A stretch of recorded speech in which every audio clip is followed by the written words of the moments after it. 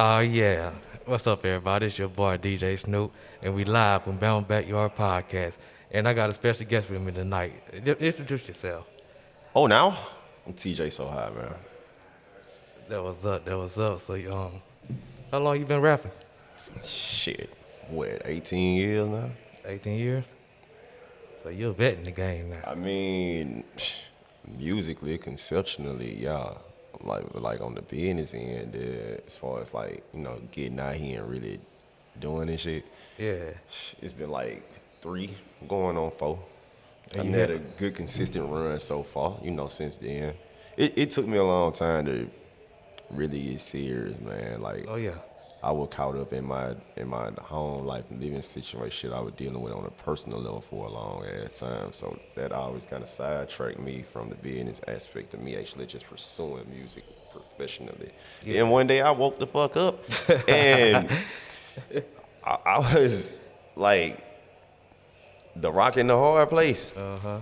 I was caught right in the middle of that motherfucker, and it was like, all right, man, this is the time where you make a decision for yourself. Fuck everything else that's going on right now. You need you. So what do you want to do for yourself? And I linked up with a couple of people, and I had them point me in the right direction. And they did that. When they did that, I took off. That was up. Now, I'm the one who booked people for shows and shit like that, so. Okay. So you do it all besides rapping. You do it with like promotions too. Yeah, I produce all the, got a little bit of a hand in engineer. I'm not the best engineer though, so I'd rather put somebody else in that position to do that. But Yeah, I feel you. as far as all across the board, I got a hand in everything all across the board. Okay, so who's some of the local artists you produce for? Um, mostly for myself. Uh-huh. My brother Big Ro, the homie Fat Bouncer Jay. Me and him used to have a little clique, little setup called These Are Weed Routes with a couple of producers on Wrenchmar Productions, the homie 32-bit cartridge. Shit, who else? Valley Boy. I'm working on something on the homie Control right now. It's a few people. I'm really like close knit. Well, the way that I've been moving with it, I've been really close knit about who I choose to produce for, because I feel like I don't want my work to go to a place to where it don't necessarily fit. You know what I mean? Feel you. These days I'm up to it though. If a motherfucker gonna put a bag in my hand and put something in their hand, then Hey, go ahead and get it. you know. Go and get that bag. So what's the meaning behind your name? Shit, it started out from me going through Baltimore projects buying dime bags. Shout out to Baltimore Project. That was at 15, 16. But like since then, the name has transitioned over to mean so much more. Like I'm a very spiritual person. Okay. So the whole title of TEEJAESOHIGH actually is like me being in connection with the Most High. Feel you. That's hard. It's me thinking and elevating myself and operating on a higher level outside of the norm. People tend to get that shit misconstrued. Not understand why, because for a long time earlier on when I was younger, it was like, that's just me. I'm the weed smoker, like that's my thing. Every time you see me, that's what I'm doing. I was getting high. But growing up and maturing, maturation has taken me away from that lane. So now it's like, I'm that guy that people come to get their healing from, they counsel. I'm that dude. I feel you. So it's way past that now. Like when you dealing with me, man, we speaking on some real intellectual, spiritual type of time now. I'm heavy in like personal reflection and shit like that. So Okay. the drug use done been majorly downgraded. Like I still smoke my weed, Yeah. but I'm very limited to that. Like if it's just up to me, I might smoke a blunt a day. You know what I mean? Like, because my energy just goes towards a different place now. I have a higher calling than that. So that's a reflection of what it used to be. So these days, I'm up there somewhere with this shit. Okay, I feel you. So describe your type of rap style that you have. It's kind of hard to explain, because all I can really do is say that you'll have to just bear witness to it. Yeah. And you'll have to come up with your own perception about what it is that you witness. Because, like, I'm very lyrical in my wordplay and my style, but at the same time, like, there's still a little bit of ratchetness there, too. So it kind of like, I can't say that it jumps back and forth because it never does that. It's all like a perfect blend of some of all different types of energy. But I'm mostly, I'm a fan of lyrical guys. Like Oh yeah.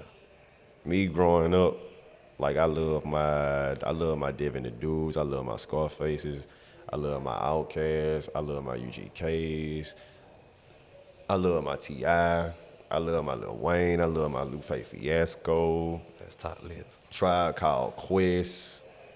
You know what I'm saying? I got a certain taste. I like things that resonate with me on an energetic level. That was so who inspired you to rap? Oh, it was actually one of the homies that I grew up with, a guy named Dante Buchanan. This was so long ago. We like 12 or 13, and he the type of dude, he lacked in so many things, but when it came to being a class clown, showing his ass, that's what he shined at.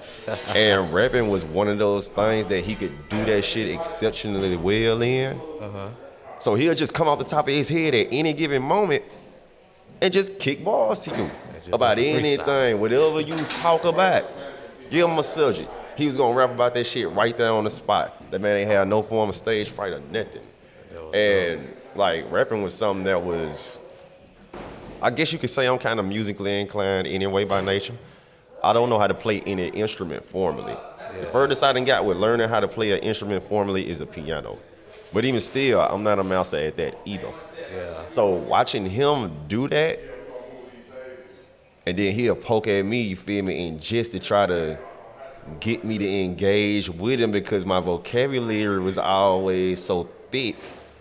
They knew I had a knowledge for words. So, and then, I always had my own shit that I like to listen to too. So he used to kind of poke and prod at me, try to bait me up to get me to jump in with him. And instead of me trying to like just actively participate in freestyles and shit with him, I went and sat down and wrote my thoughts out. Gotcha. Because I used to be that guy. I mean, I still do this sometime, but intuition gives so many things to me. I have downloads mentally to where those thoughts can be really overwhelming at times. So it wasn't like I wasn't ready to just jump off there like that. Talking about just freestyling off my head like he was. So what I did was, I took it back to the crib and I sat down and I wrote my thoughts out. Then I brought it back to him. After I wrote something down that I felt comfortable with, then I brought it back to him. And I just read it to him. I just played a beat for him and I just read it for him. He's like, nigga, you just did that? Blew him out the water. Because he knew I had something in there, but he didn't think I had that in there. Gotcha. It just kind of took off from now because when I read him that first rap, he encouraged me to keep going. That's when we started recording this shit on like cassette tape recorders and shit like that. That's old school. Then I fucked around and got the little Mixcraft program on my computer at home. Started downloading instrumentals, and I just laced them bitches up. I remember the first thing that I ever just created musically was a mixtape that I called Freedom of Speech at the time. This was like 2004, 2005. Okay.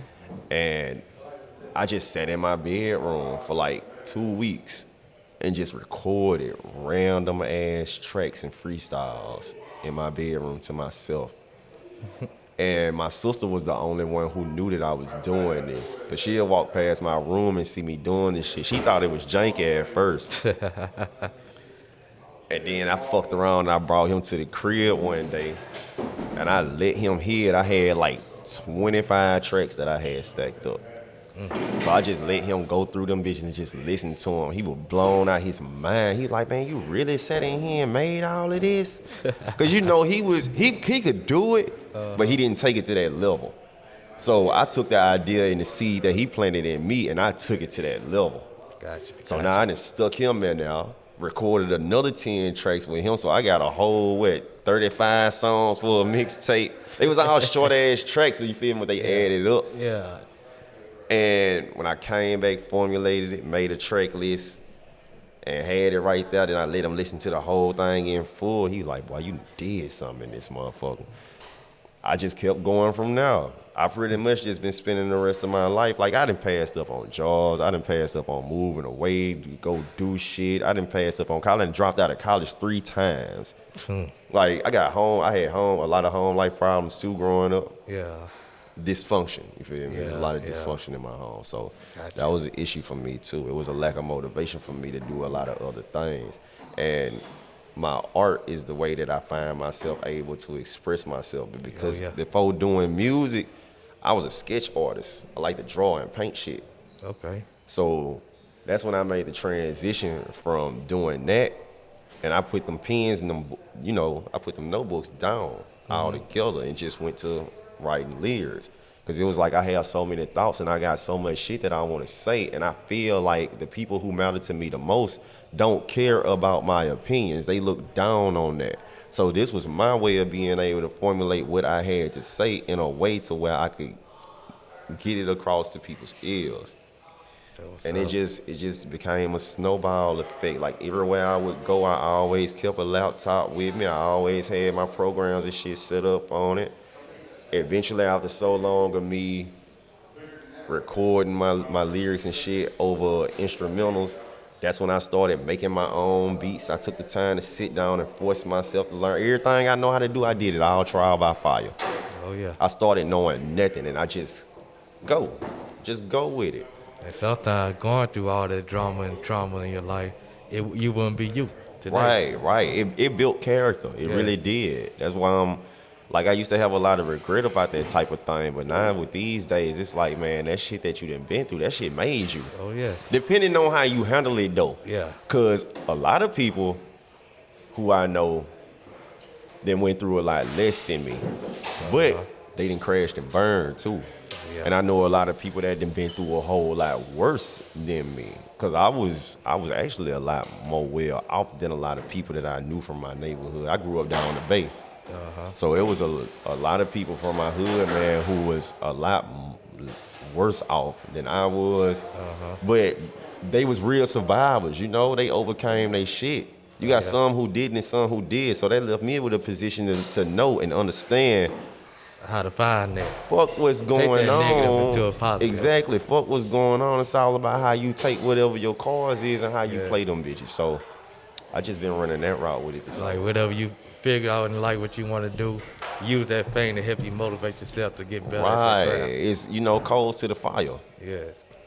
So I treat it like that. I let my life experience be my motivator. Everything that I talk about in my music, it all comes from my personal. I'm not one of them guys that's finna just get in the studio and sit up in this bitch, and I gotta take all these goddamn drugs just to sit up in this bitch and mastermind a whole list of lies to you. Nah, this is my real shit that I'm talking about. If I'm talking to you about how a bitch broke my heart, that really happened to me.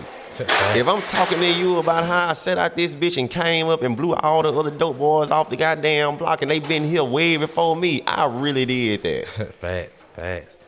Y'all hear that?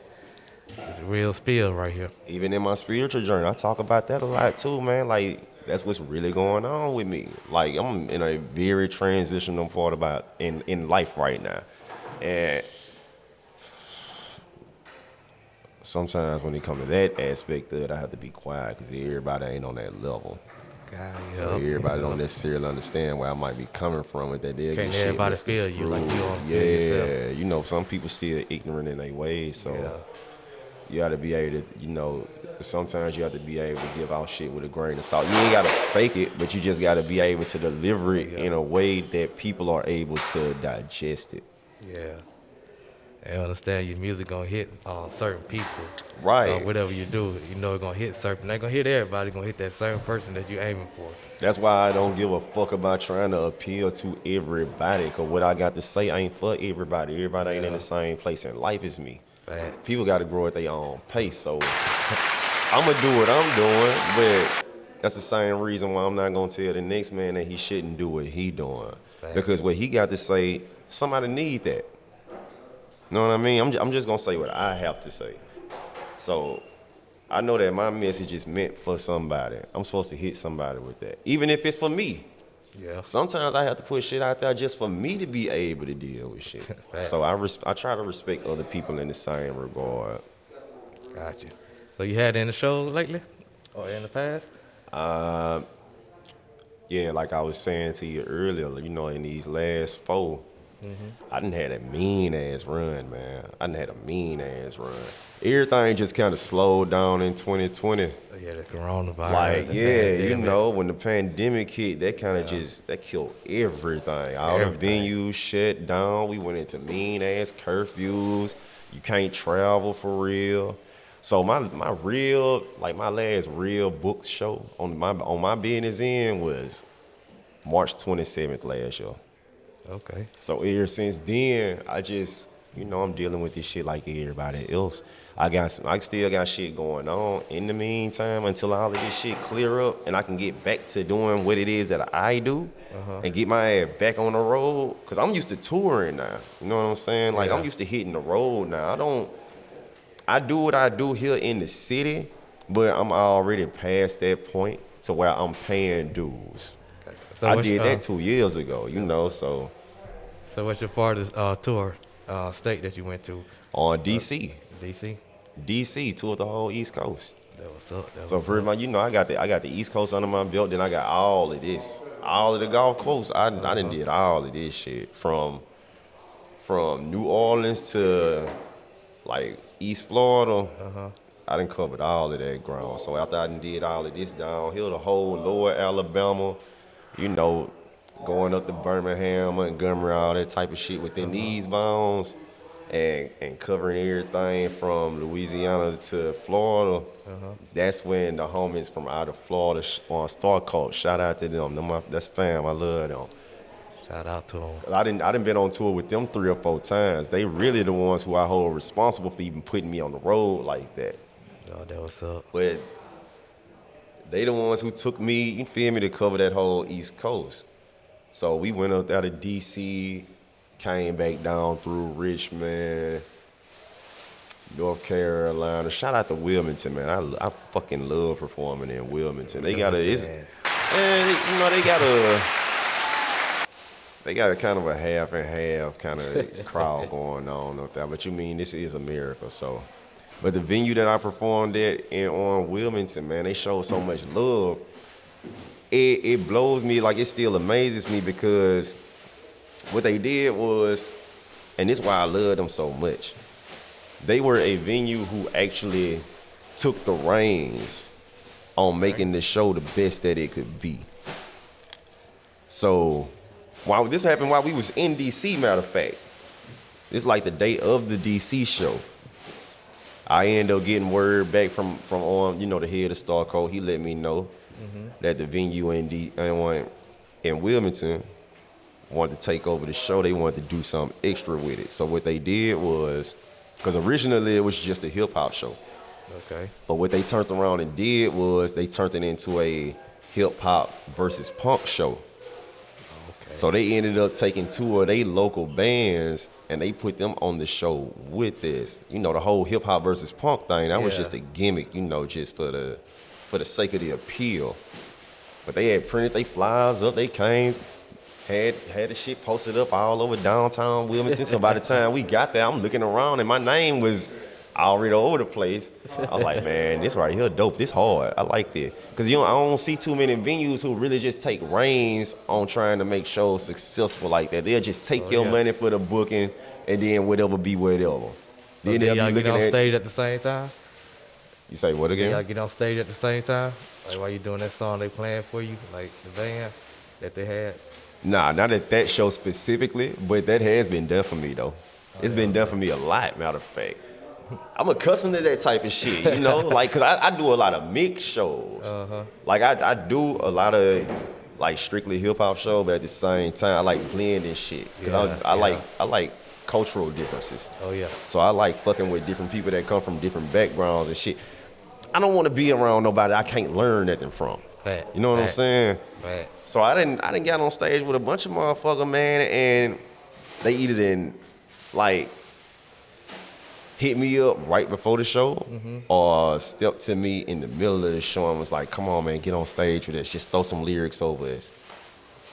And I didn't got up that hole and threw some lyrics like over that, the Linkin Park and Jay-Z vibe. Yeah, I done pulled it. I done pulled it a lot. Did it in Birmingham, matter of fact, at the Nick. The drum, it was a dude. It was Shout a out to dude, a B-Ham. drummer, sitting in the cut. I done already started my set.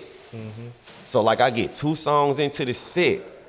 They amazed for real because the sound engineer gave me a hard time. He was on some ass shit. Cutthroat. Yeah. So I done really blew all on because they looking at me like I'm just another rapper coming in now. You know what I'm saying? Nah, that ain't me, home. That ain't me. That ain't me. Check my background. Get on stage. I get like through the second song, now they blown. So homeboy come up from out of the crowd and walk around. He get on the stage with me. Right before I started that third song, he whispered in my ear. He like, man, let me get on these drums in behind you. I like, oh, for real? Bet. Go ahead and get back out. Hey, worked it. Worked it. I'm used to that type of shit though, man. So all the states that you've been to and all the shows that you had rocked out, what's your most turned up show that you did? Shit, it got to be that Wilmington show. Wilmington? It's got to be that Wilmington show.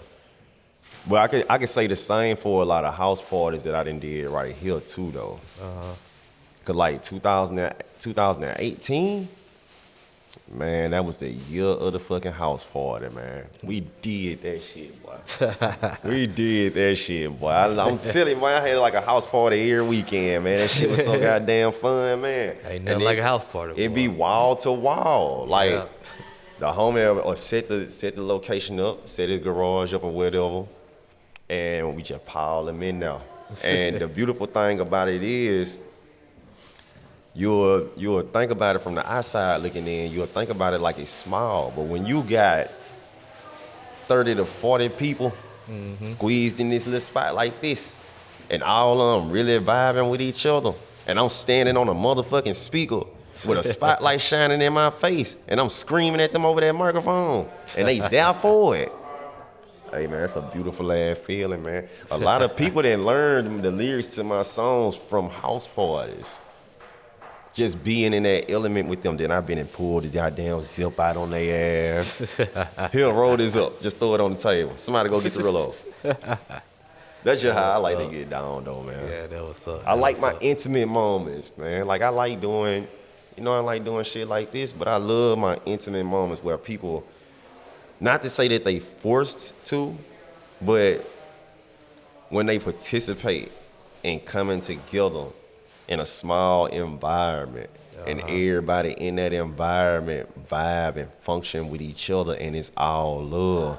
Ain't nobody standing across the room bugging and shit, looking crazy like they can't trust this motherfucker or that motherfucker. No, it's all love in here. We all high, we drunk, and I'm standing on top of the speaker with a microphone. What's going on?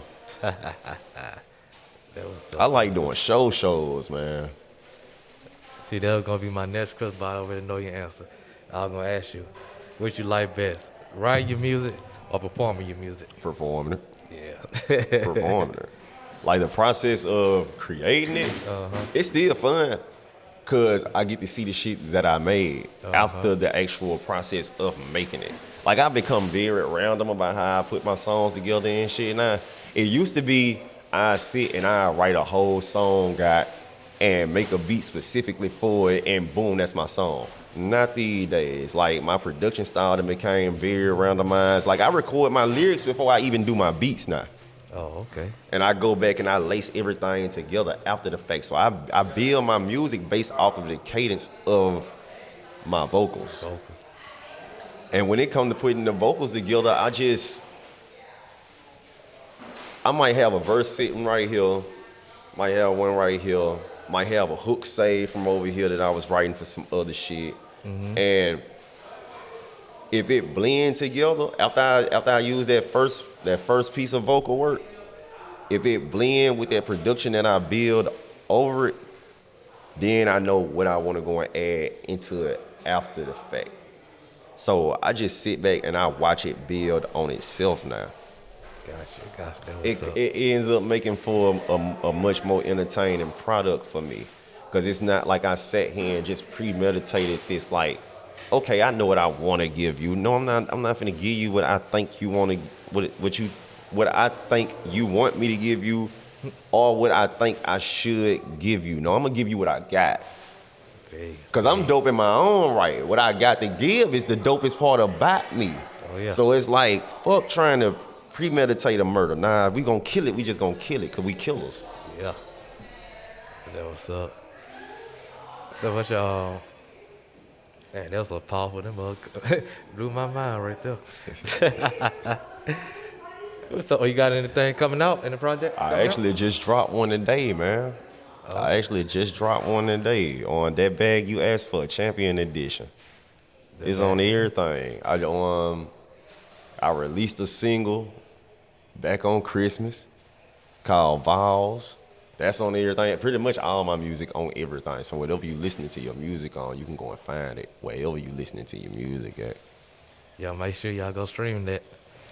I dropped another I dropped the EP on December the 1st called Fuck Them Folks. Fuck got a V in it for the U, just in case you need that reference. Well, I'm really got like still doing my spotlight work off of my Dope Songs album. It's an album that I released back in when the fuck did I release those songs? I want to say June. I want to say June 26th when I dropped that one. And I had been working on, what makes Dope Songs so special to me is that I spent the last 3 years prior to that making that album.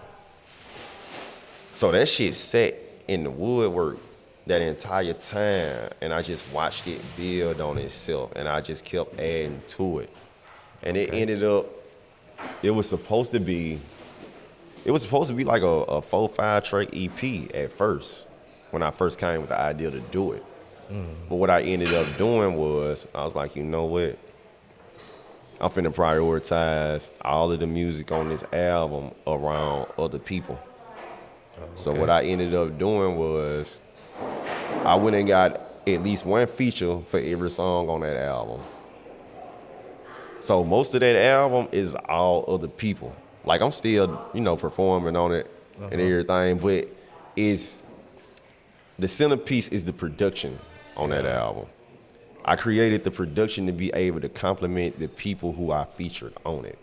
So like out of that whole project, you probably only got, 2 songs? That's just me? That's the intro and the lead single. Apparently they need more. Every other song on that album has a feature. And the very last song on that album, it's just me doing the rapping on that bitch. Mm-hmm. And the feature is one of my producer homies, because he collabed on the beat with me. I had to sneak it in there. It was sitting in the cut for too long. I had to sneak it in there. Shout out to Chris Moe, man. I love that dude. Shout out to him. Yeah, I got a bunch of hitters on it though. I got the song Cry Baby Walker with the rapper Nobody. I got the song New Chameleons with Mark Wicks and McNasty, the homie McNasty. Shout out to Plethora. I got The Walk with the homie Third Good Homes. He from out of Florida, but he in the Air Force, so he be traveling back and forth overseas and shit all the time. And the homie 32-bit. 32-bit Cartridge has been my primary engineer for the last 3 or 4 years too. So that what's up. I have a close relationship with him when it come to me recording. That what's up. I got a lot of people on now though. I got a lot of my little brothers. Yeah. I say it like that. These my little brothers that I got, filling out the spots and shit. Cause I just wanted to give them some shine, man. I feel you. So any local artists that you want to work with now? Besides your own people that you always work with, and the new artists, local artists that are out now that you want to work with? I still need to get some work in with X-Havoc. Okay, then. I fuck with X-Havoc hard, man. X-Havoc like sending me songs to check out and shit like that, like his unreleased music. He'll inbox it to me, then email me about it. And I like checking his shit out. He always come with some dope ass shit, man. X-Havoc hard. That what's up? Him, that boy Spank Lee. Oh yeah, Spank Lee. I feel like Spank Lee don't fuck with me for real, but that's all thing. good. But I fuck with Spank though. I fuck with Spank. I want to do something with Bianca Clark eventually at some point. Oh yeah, Bianca Clark. I just know Bianca got a lot on her plate too, so Yeah. I really don't want to come to her if I'm not coming to her on her type of time. Oh yeah. Cause I'm used to moving on my own type of time. You feel me? But when it comes to me working with other people, I like to accommodate them because I do my best work as a support character. I see. And you doing all this independent? Pretty much, yeah. I do everything on my own. Outside of like the kindness of others who just choose to support what I'm doing and they choose to lend, they help. I do it all, man. So do you think in the future that you want to sign with a label or you just want to stay independent? If I was to sign with a label, man, they'll have to come with a mean-ass negotiation tactic, man. I feel. Because I know how that type of shit go, you know? Like, I don't want to... No 360. Yeah, man. I'm not 360 trying to play myself out here like that, man. I know what I got going on, man. I don't want no loan. And even if my numbers ain't as big as what another motherfucker numbers is, I know how the science on that go too. Motherfuckers buy numbers. Oh yeah. So just cause you got big numbers don't necessarily mean that you just hitting like that either. Cause payola is a thing. Oh, yeah. I don't want to get caught up in that type of shit, man. So I feel like if I'm gonna build my shit up, I want to build it up myself, and I want to do it my own way because I know what I want for me. Yeah. I know what's best for me. Regardless of whatever tutelage another person can give me, I appreciate that. Like I'm gonna take in all knowledge that's given to me, but still at the end of the day and at the beginning of the day, ultimately the decisions that affect me should be made by me. Not the higher ups, you know what I'm saying? Not an executive who just, you ain't even in the field like that. I'm out here in the field running this shit. You know what I'm saying? So I ain't finna give him all the goddamn leniency to make no calls on what I got going on. Yeah. I'm gonna do that. I'm my business man. But they don't know your pain of what you want to do. Right. It's gonna take for a motherfucker to come to me and he really paying attention. Well, I'm gonna say they. So I don't count no women out either. Women can be professionals too. But if I was to get into that kind of business association with somebody, I want to do it with somebody who I know actually pays attention to me and my brand, and they know how I'm coming, they know what I'm trying to do. I don't want to get into business with nobody who don't understand who and what the fuck TEEJAESOHIGH is. They just see a product and want to put a price on it. That's dead. That's dead. Because I am a product, but I'm not just a product. I'm still a person too. So I need my humanity to be respected first and foremost. If you can do that, we can do business. Because if I know that you can respect my humanity, then I know that you're going to respect me and do right by me in business. Oh, yeah. It's rare for me to see that type of shit. And I done had a lot of people, like I done had to bump heads with a lot of motherfuckers right here in this city and outside of this motherfucker because they'll sell you a mean ass dream. Oh, yeah. But, man, you not finna be talking to me no any kind of motherfucking way. They think I'm boo-boo the fool. You feel me? And then telling me what I can do and what I can't do. No, bitch, I wear these britches. Oh, yeah. I don't know what be wrong. Man, that's a whole nother story. That's a whole nother story, man. But before we get out of here, because they'll crack the music up and copyrights and bug now. But if you were stuck on the island and you can only listen to one album, what album would it be? A criminal? Criminal by who? Outkast. Outkast, oh yeah. Shout out to I'd die with Outkast. that. I'd die with that. That's gonna stay in my ears for the rest of my life. But tell the folks again what you got going on and whether your social media they can hit you on. TEEJAE TEEJAESOHIGH. That's one word. Don't put no spaces in that shit. Please don't put no spaces in that shit. If you did, you fucked up already. That's my name. That's what I go by. That's what represent me. You can find me anywhere and everywhere by that. TEEJAESOHIGH. Instagram, Snapchat, Facebook, Twitter, yada, yada, yada, all that good shit. I just released the That Bag You Asked For Champion Edition EP Make sure y'all go cop that. Go stream all that. at 12 Run those a.m. numbers this up. morning. Please do. Please Run run the my numbers up up. for 'em. Please run my numbers up. I finally started seeing money from my distribution, so please continue to feed me. This is a business now. I can't really say what I might have coming out the woodwork soon. Just know I'm playing in something. I'm raising the consistency back up, man. Yo, what's up? Like I dropped what 6 projects last year throughout the year. I want to keep that trend going. Yeah, I had Keep to that get grinding. I had to get back to work. I put so much work into being on the road and doing all these shows that I had ended up getting myself into a lack of actually releasing music. Oh yeah. So now I'm back in that mode to where I'm releasing music again. Yo, what's up? Yo, what's up?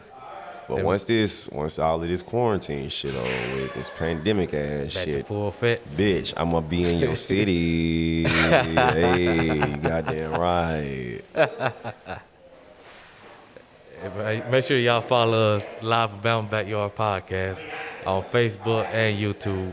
Same name on everything. Bet that up. Spotify, audio podcast, streaming service. We on there.